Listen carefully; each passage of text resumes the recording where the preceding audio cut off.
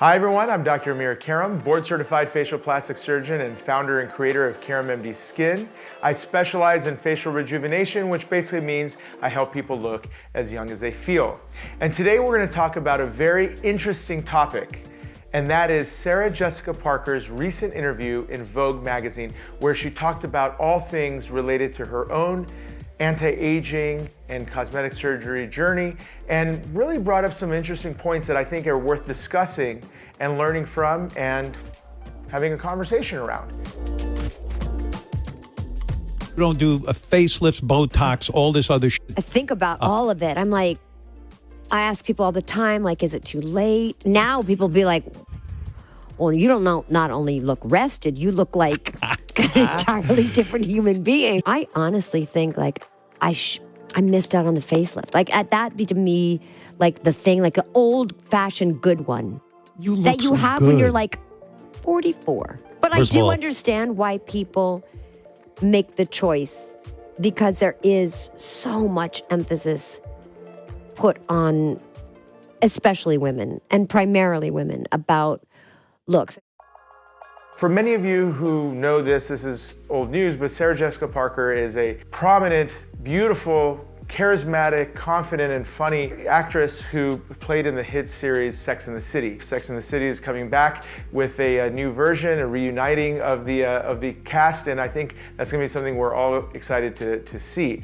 But during this particular interview, it was interesting because the show is based on this group of women who are in their 30s, you know, New York life, career women, and all different interesting personalities, and really take us in, and we become familiarized with their faces in that particular era.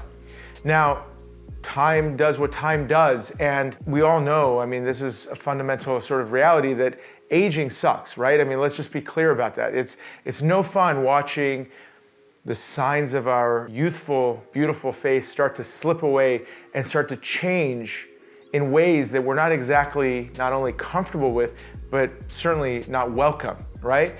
And what happens with aging? What does it feel like on the inside? I mean, I think it's something that anyone who's above the age of late 40s and 50s can relate to, and that's fundamentally we stop looking like ourselves, the self that we see on the inside, right? It's like, close our eyes and we think about it for a second, we're like, how old are we actually? You know, how do we feel? Usually we're somewhere in our 30s, late 20s, you know, late 30s, somewhere in that range. That continues on for the rest of your life. So it's like you could be 50, 60, 70, and if you're healthy, you're gonna feel like you're in your 30s. But when you get a photo taken, when you see a video of yourself, when an image of you is, you know, a reflection, you're like, wait a minute, who is that person? We see it and hear it all the time. In fact, there's been tons of studies around this particular phenomenon about chronological age versus, you know, our sense of age. So this is the discordance. This is the problem that happens with living longer and having a healthy life, is that we start to have to live with these changes that start to show on our face.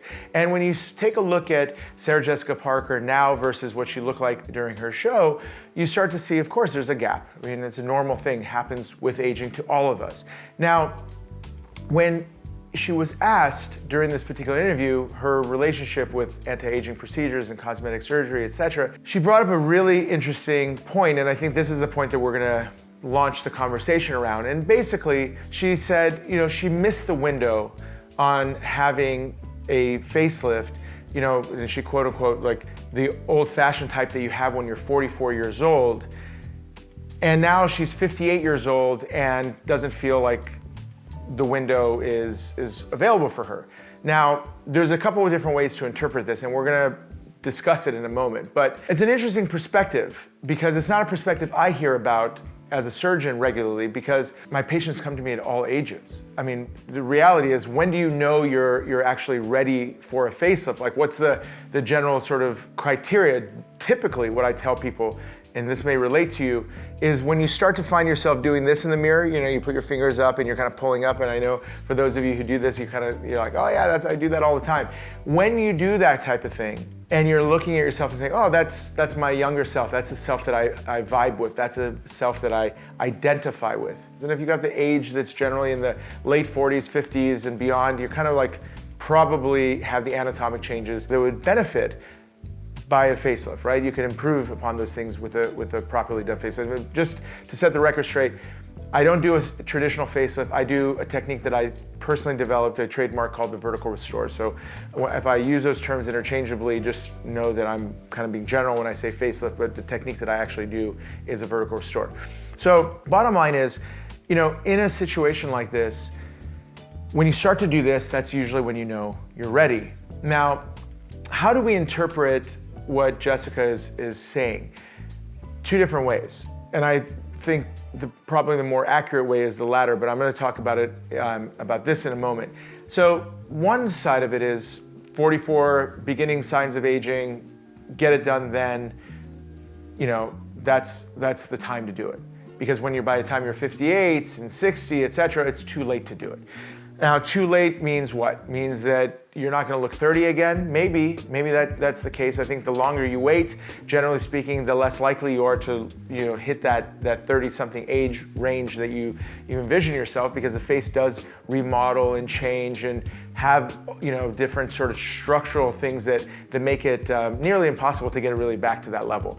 But at any age that you have a procedure like this done, it's going to be a significant improvement no matter what. My oldest patient is 86. We've done tons of people in their 70s. 60s is like nearly bread and butter. Our most common ages are probably in their 50s, right? So, but at any age, you can benefit from it. Now, the other way to interpret her comment, and this is probably what she meant, which is, had she had a lift done in her 40s, while she still looked pretty much like she always has, but just was starting to see some aging, then if she gets it done, then no one's gonna know she had it done, and therefore she just simply looks like she's aging gracefully and somehow defying, gravity and normal genetic aging and all the things that affect, normal people. And I think the fear of going from where she is currently to where she would be looking like after surgery, which would be a significant, rejuvenation, would tip everyone off that she's had quote unquote plastic surgery. And again, can't speak for her. I'm just going through some interpretations of what she meant by that, because I thought it was a kind of an interesting, peculiar statement that I'm not used to hearing. And if that's the case, then we back up a second and we say, well, why would she care if people knew she had a lift? Oh yeah, it's because she's a famous actress and doesn't want to bring attention onto it, which is 100% the reality, generally speaking, about actors and actresses in the industry, in the entertainment industry. They typically don't want others to know they've had anything done, which is kind of an interesting point. And then another point that we can kind of just sidebar on and discuss for a second, it was why do we care? Anytime an actor or an actress denies that they've had something done, or an influencer or someone denies they've had something done, everyone raises their hand and say, I call BS on that. I know this person, they just simply look different. Obviously they've had something done. Why are they denying it? I don't know why there's still that stigma associated with it, because at the end of the day, we're fine with dyeing our hair, we're fine with doing non-surgical treatments for this, but somehow there's a stigma around surgery. And for some people, it's still much more of an issue than others. And I can tell you for sure that over the last 20, 30 years, this stigma has become significantly reduced. People share all the time. You look through my before and after galleries and my Instagram and social media and stuff. I get at least 50, 60% of the patients opt to, on their own, volunteer to share their before and afters with literally the world, right? And they're not ashamed of it. They're not embarrassed by it. They actually want to sort of help the next generation of men or women who, they've gotten some inspiration from and confidence by. They want to help them and break some of that stigma, and also just help people get to the right surgeon. So that's why my patients share. Why do actors and actresses hold back on it? I don't know. It's an interesting thing. I think that their fan base would actually appreciate the honesty, they would appreciate the genuineness, and appreciate the fact that they're going through the same thing. No one is superhuman. If you ever see somebody in their 50s and 60s who simply just doesn't look like they're in their 50s or 60s, doesn't have any signs of aging, I can guarantee with almost certainty that they've had a lift. You don't get that from non-surgical treatments. All right, so back to the other interpretation. So is the story reasonable? I mean, is that an approach that you guys identify with? I would say probably not. I think anyone who has waited a little bit longer has probably waited because they just didn't find the surgeon that could give them what they're looking for, which is ultimately a rejuvenated look and looking totally natural, because something that no one wants is to look unnatural and potentially a little younger looking, but look different, like a different person. Like if an actress like Sarah Jessica Parker ends up looking like a different person as a result of her procedures, we've all seen what that look looks like and what it does to people's careers. It's scary, but you know, again, I'm not sort of patting myself on the shoulder here by saying this, but people come to me because my results are totally natural looking and because no one can tell they've had work done. So there are surgeons that can create that type of impact. So regardless of the age, regardless of the point, if you want to keep it under the wraps, no one's gonna know you've had it done, if that's important. All right, so let's kind of get towards a summary here and let's say a couple important bullet points. So number one, aging affects us all. All of us are potentially exposed to the normal changes that happen with age, which is like a hormonal on switch that goes on, and then there's a series of changes that happen. What are those changes? There are three categories: skin, volume, and sagging. So skin is discoloration, fine lines and wrinkles, thinning of the skin. That's treated with at-home skincare, sun protection. That's it, like consistent use. And that's really like the whole fundamental reason why I got into the skin care game, because I wanted to improve the ability to treat skin independently. The other two things, volume loss and sagging, that's where the jawline and the neck starts to go, the eyelids go, face starts to shrink down because of the volume loss. That requires a surgeon. Simple as that. You gotta add the volume back, you gotta lift the tissues back up into position, do your homework, find the right surgeon, make sure that they can deliver a consistently natural looking result, because if that's important to you, you wanna make sure you have that. But that's how you address it. Now, where does non-surgical fit into all this? So if you're in your 30s and you've got a little bit of volume loss here and there, you got a little bit of wrinkles here from frowning, etc., you can put a little Botox in, you can put a little bit of filler here and there, just a small amount to improve, and you'll probably see some nice impact. You'll be like, wow, that looks nice, I like it. Trust me when I say this. Fast forward to your mid to late 40s when things start to actually sag, you start putting the fillers into the face at that time, you're not only gonna require a lot more filler, but you're not gonna really make much of a change. And the changes that do happen over time leave you looking unusual and really malformed. I mean, this is something that I speak a lot about. Is like, people think fillers and all that stuff are pretty benign. They do a little bit in their 30s, a little bit more in their mid 30s, and a little bit more in their 40s, and a lot more in the late 40s. Next thing you know, it's 10 years worth of fillers. The stuff doesn't go away. The face starts to look unusual and deformed. We see that in actors and actresses all the time. We see that around town all the time. So the right way to approach things is very simple.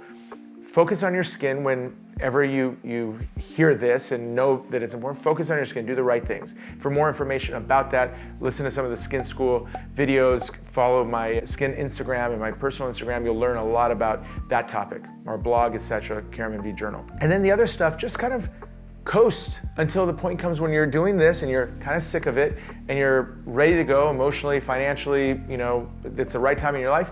Just go have surgery done. Call it a day, you're done. If you get a well-done procedure like that, you're not even thinking about your face probably for another 15 years. You're just taking care of your skin and that's it. It's pretty liberating. So that's kind of the basic approach that I would say is ideal. As far as Sarah Jessica Parker, again, incredibly gifted actress who brought so much joy to all of her life, and I appreciate her candidness and open discussion about this matter, because you know what, it gives us an opportunity to kind of like explore and talk about this a little bit in more depth, and ultimately I think the more we see from our celebrities and people in those positions speak openly about it, I think it ultimately will do them better and their fan base, and also give us an opportunity to learn, because I think when people are in a position of influence, it does translate to a broader, scope of people who can learn both from their mistakes and also from the things that are positive. And having worked with many celebrities over the years and talking to them about their journeys, I can tell you that they're just like you and I in terms of how they select doctors and how they select decisions about these type of things are influenced by the same things. And unfortunately, within their world, they don't speak openly about it. So there's not a lot of opportunity to learn from each other the way you and I or anyone else would share with our good friends and learn from those opportunities. So this is a good chance for us to chat about it. Folks, I hope you enjoyed this topic. I hope you got something to think about, got some direction about how to approach the aging changes, and ultimately, you feel a little bit more empowered and in a better position to make good decisions for yourself. So folks, if you haven't already, hit subscribe, follow along with me. I post once a week of these videos, both on skin and facial rejuvenation topics. And ultimately, if you enjoyed this video, hit like, and if you have any questions or comments about it, comment below. I do my best to answer as many of them as I can, and share it with some friends and family. Let's get the word out. Let's empower everyone. All right, folks, till next time, Dr. Amir Karam.